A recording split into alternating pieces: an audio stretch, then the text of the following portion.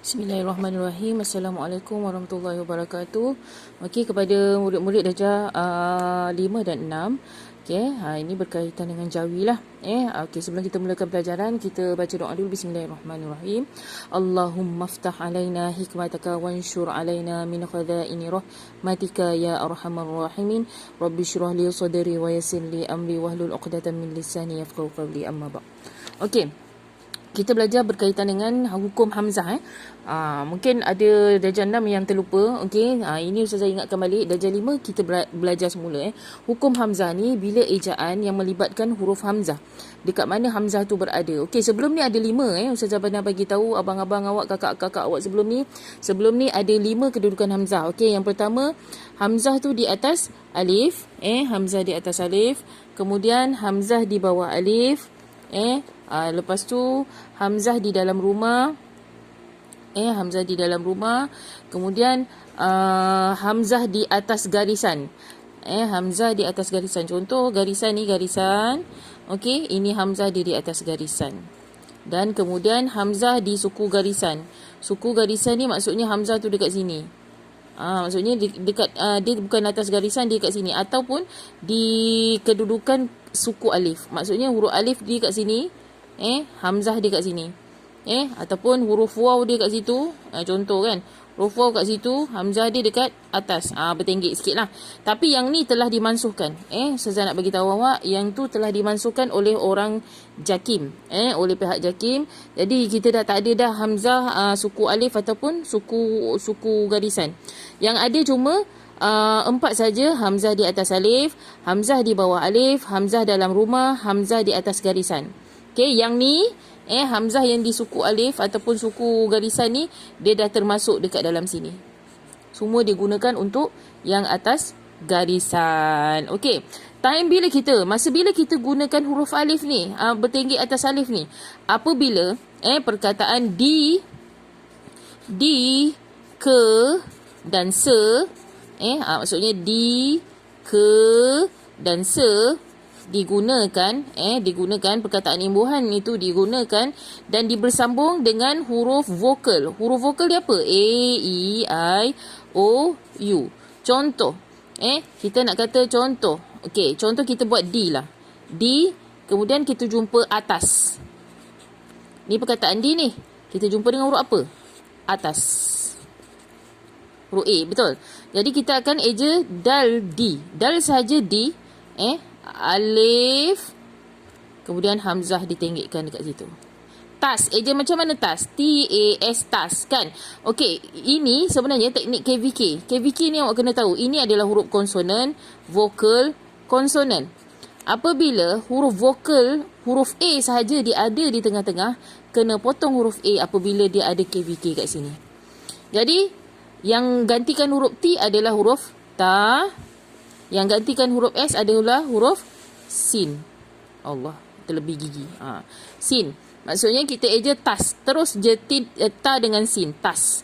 Faham Awak kena faham time ejaan awak kena pastikan betul-betul. Awak kena pastikan betul-betul ejaan itu adalah teknik KVK ataupun bukan. Teknik KVK yang perlu potong hanya huruf A sahaja. Hanya huruf A sahaja. Bukannya semua huruf vokal tu awak kena potong. Tak, huruf A sahaja yang ada di tengah-tengah KVK tu. Yang lain semua dikekalkan. Okey, contoh lain.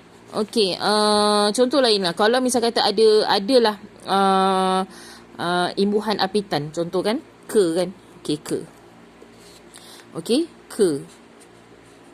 Lepas tu kita nak tambah ibu. Kita tambah an. Okey. Macam mana kita nak letak? Kita letak kaf K-I ke, bunyi dia kaf sahaja ke. Okey, macam mana nak ejek ibu? Ibu kita melibatkan huruf alif, betul? Kita sambung sahaja huruf alif tu. Kan kita naikkan alif tu dan kita tambah hamzah di atas. Hamzah bukan di bawah Hamzah di atas. Ibu, memanglah kita kata kita nak ejek tu ibu tu, tapi hamzah tetap di atas sebab kita gabungkan dengan imbuhan. Keibuan. Macam ni ejek ibu? Alif, ya, i, ba, waw, bu. Ibu. Macam mana nak tambah an? Okey, ingat bila apitan ni, bila Ustazah kata dia melibatkan huruf waw, dia cuma tambah alif nun. Alif, nun. Kalau dia ada kalau kita eja dia huruf alif kat sini, kita tambah hamzah nun. Jangan lupa tu, okey? Jadi kat sini hamzah ni digunakan adalah untuk perkataan-perkataan yang bersambung dengan imbuhan di awal di ke se, selalunya lah. Selalunya di ke se. Di ke se, di atas, di angkasa, di olah. Di olah tu pun sama. Perkataan dia olah. Tapi kita kena tambah hamzah. Kalau awak tak tambah hamzah, benda tu akan jadi salah lah, kesilapan ejaan. Okey. Kemudian saya conteng-conteng kat sini. Okey, kemudian hamzah di bawah. Hamzah di bawah ni khas hanya untuk perkataan-perkataan yang kebanyakannya adalah pinjaman bahasa Arab. Contoh perkataan Islam. Islam. Islam ni kalau awak tak letak Islam, contoh awak eja Islam, awak eja macam ni je. Dah terlebih gigi. 1, 2, salah. Okey, kita buat alif, 1, 2, 3, Islam. Kena awak ingat, nampak je Jawi macam senang. Tapi Jawi ini adalah cerewet. Kalau awak tersilap 1 gigi ke 2 gigi ke, tak ada titik ke apa, dia cerewet. Awak kena pastikan tulisan awak sebiji-sebiji. Tulisan awak sebiji-sebiji. Okey. Jadi Islam ni kalau awak tak tambah hamzah di bawah, automatik awak punya ejaan adalah salah. Awak kena ingat perkataan Islam ada hamzah di bawah. Ingat sampai bila. Ataupun perkataan contoh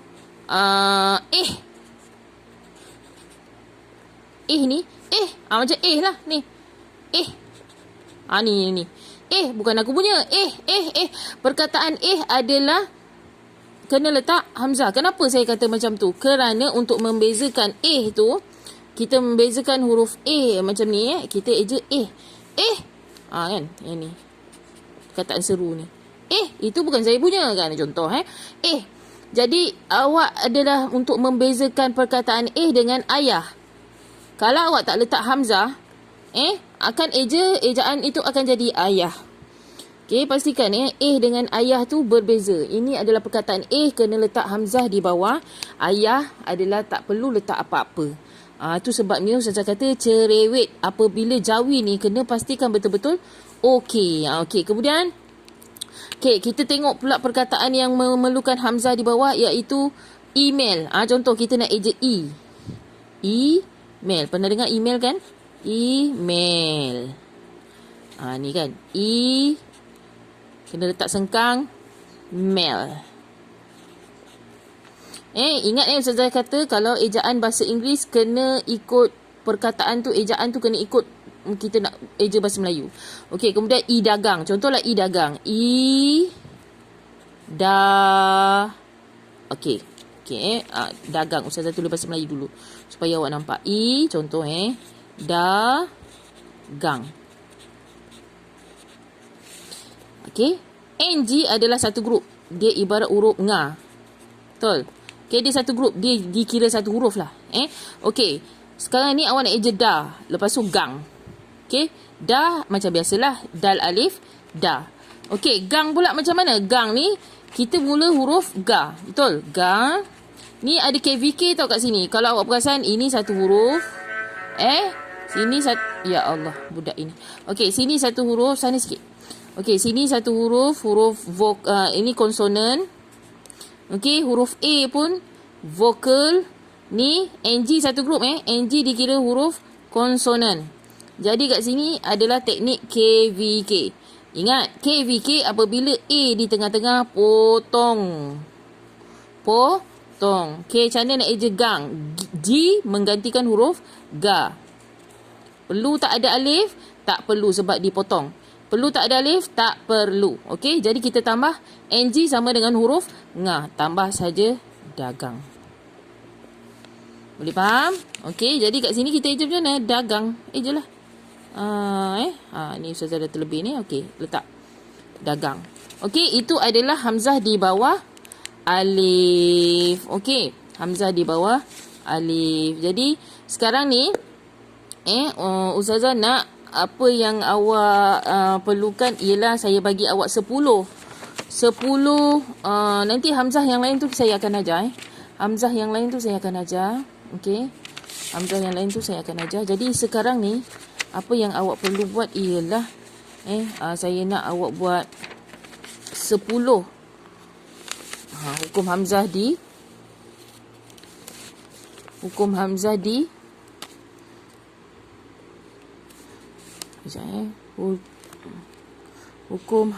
di atas alif. Saya nak awak cari 10.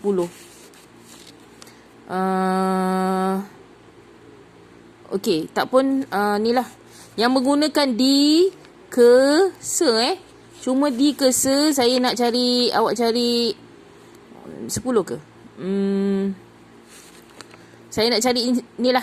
5 untuk huruf A, 5 untuk huruf I, 5 untuk huruf O, 5 untuk huruf U, 5 untuk huruf A, E, I. Okey, contoh kat sini.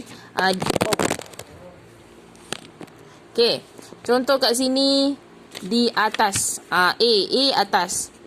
Kan? Okey, contoh huruf I diekori. Ekor. Betul? Diekori. Okey, O pula diolah. Contoh. Diolah ataupun seolah. Okey, contoh huruf U diungkit. Diungkit ataupun diumpat. Mengumpat. Okey, I di huruf I tu diikuti, ikut. Diikuti. Contoh. Itu adalah semua contoh-contoh. Awak carilah lagi 4 lagi. Okey, saya dah bagi contoh tu, awak cari lagi 4. Okey, selamat menjalankan tugas awak. Saya tak minta banyak, hanya untuk alif di atas sahaja. Alif di atas sahaja. Okey, itu saja. Assalamualaikum warahmatullahi wabarakatuh.